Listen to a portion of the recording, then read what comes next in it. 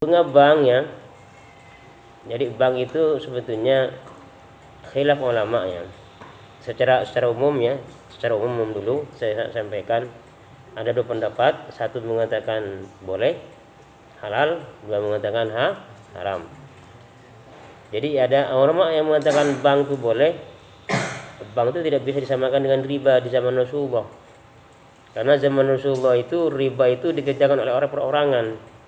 Jadi perorangan, ada orang yang kaya punya duit, dia nggak mau berdagang, nggak mau jualan, malas mau jualan, lalu dia ngutangkan duit, ngutang 100 ribu, minta kembalian 110, minta lebih gitu ya.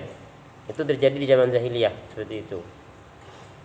Itu yang nggak boleh, yang asli riba seperti itu. Jadi ngutangnya 1 juta, bayarnya berapa? 1.100.000 misalnya. Nah itu lebihnya itu namanya riba. Kenapa? Karena hutang itu ya, perhatikan.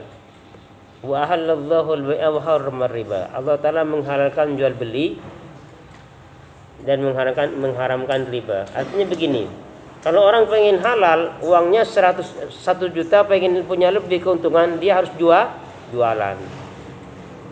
Harus akad jual, bukan akad utang. Kenapa? Kalau hutang itu kan dia akadnya kan, hutang itu kan artinya tolong menolong kan ya. Atau orang butuh uang, si A butuh duit, lalu kita tolong oleh yang si B nolong, kasih pinjaman kepada si A. Maka kalau si B itu minta lebih, bukan nolong namanya, itu apa itu? Meres ya, kan begitu ya. Ya kan? Jadi utang piutang itu kan intinya kan ta'awun itu al-birri wa taqwa. Jadi saling menolong dalam kebaikan. Nah ini terjadi di zaman jahiliyah seperti itu. Nah bank sekarang tidak seperti itu ya. Bank yang ada itu sekalipun konvensional ya, syarif ya, juga yang lain. Kenapa? Nah begini, lagi objek yang dulu itu, zaman dulu itu biasanya orang miskin yang dikasih pinjaman itu. Ada si A miskin, pinjam si B kaya, lalu itu B minta 1 juta, kembali 1.100.000 ya. Ya udahlah, daripada ada nggak makan misalnya ya, ternyata terpaksa dia minjam. Nah sekarang kan tidak. Kalau bank tuh bukan orang miskin sekarang yang pinjam, siapa? Orang kaya kan begitu ya. Dan dia orang kaya juga akan dicek oleh bank itu apa usahanya, pasti begitu kan ya. Kalau nggak percaya, kamu buktikan sendiri. Kamu pergi ke bank mau pinjam uang, pasti nanti ditanya kamu usahanya apa, kan begitu. Artinya uang yang mau dikasihkan oleh bank kepada peminjam itu pasti nanti sifatnya produktif, bukan konsumtif. Apa uang ini pasti akan digunakan untuk produksi satu produksi kan, biasanya untuk modal usaha, modal toko.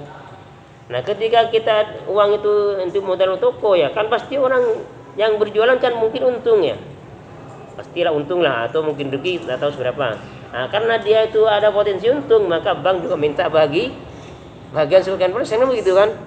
Yaudah kamu pinjam ini saya, kamu kasih saya sekian persen bunganya, kan begitu ya. Artinya tidak murni seperti di zaman jahiliyah yang kayak tadi itu, orang miskin dipinjemin, orang butuh untuk makan, lalu dia nanti suruh kembalikan lebih, itu kan tidak murni seperti itu bank tuh kan ya. Jadi orang pinjam itu biasanya ke bank orang yang kaya, yang dia untuk usaha. Makanya saya pernah baca di buku termasuk ulama NU saja ya, dengerin sini.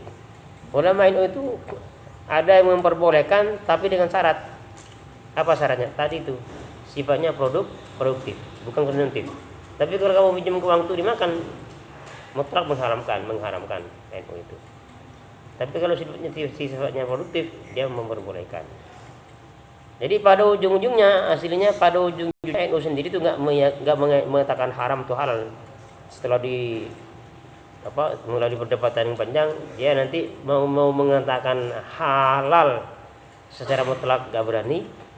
Karena di situ juga ada unsur pinjam meminjam, kan minjam kan juga ya. Kan bukan barang kan, minjam kan ya. Mengatakan haram juga nggak berani, karena di situ ada manfaat juga kan, ada manfaat, dan juga yang dipinjemin adalah orang yang untuk usaha kan begitu, sehingga masih belum ngasih keputusan NU itu, kalau nggak salah begitu itu jadi ya. Tapi kalau bunga bank, Sarif, kalau bunga bank ya, kamu nitip uang di bank gitu ya.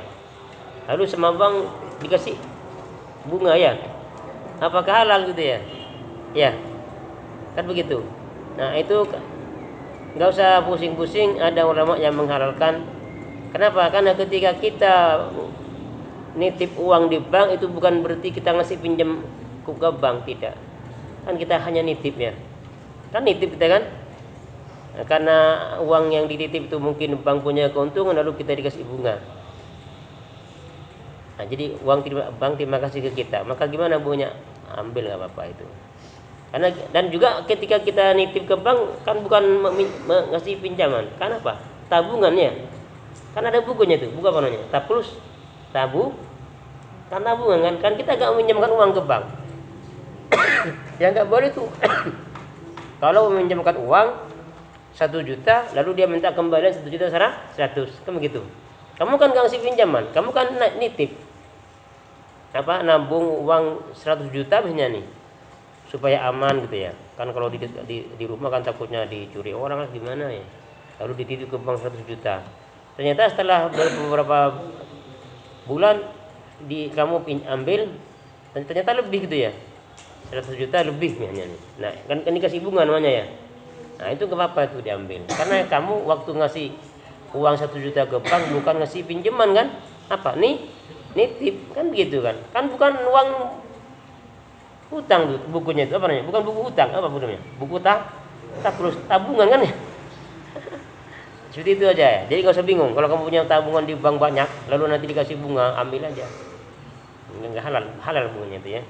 Kalau secara umum, dengarkan semuanya. Secara umum hukum bank itu sekalipun konvensional itu masih khilaf ulama. Jadi ada yang satu memperbolehkan, ada yang tidak memperbolehkan. Bagi yang memperbolehkan semuanya transaksi di situ sudah boleh. Tapi bagi yang mengharamkan transaksi itu haram. Apa artinya haram? Ya pekerjaannya juga haram pekerjaannya. Yang kerja di situ haram juga gajinya. Kalau menganggap itu haram. Ngerti ya? Paham tum?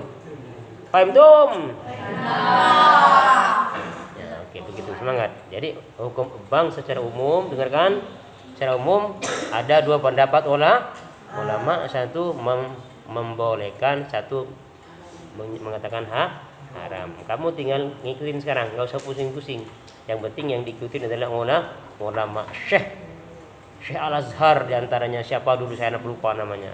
Artinya bukan sembarangan, mereka sudah punya argumentasi, punya dalil yang kuat. Ngerti ya? Tapi kalau saran saya, dengarkan. Karena sekarang sudah ada bank Islam, bank syariat, BSI.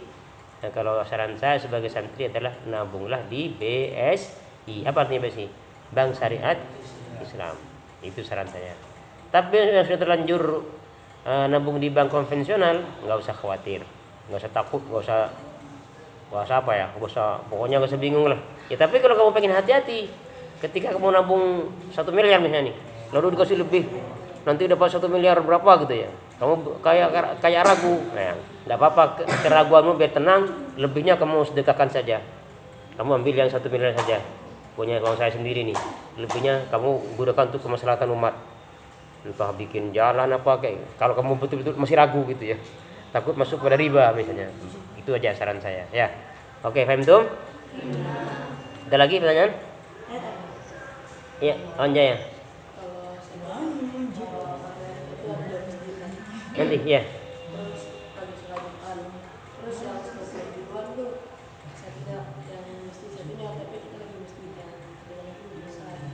Ya itu gak sah itu ya.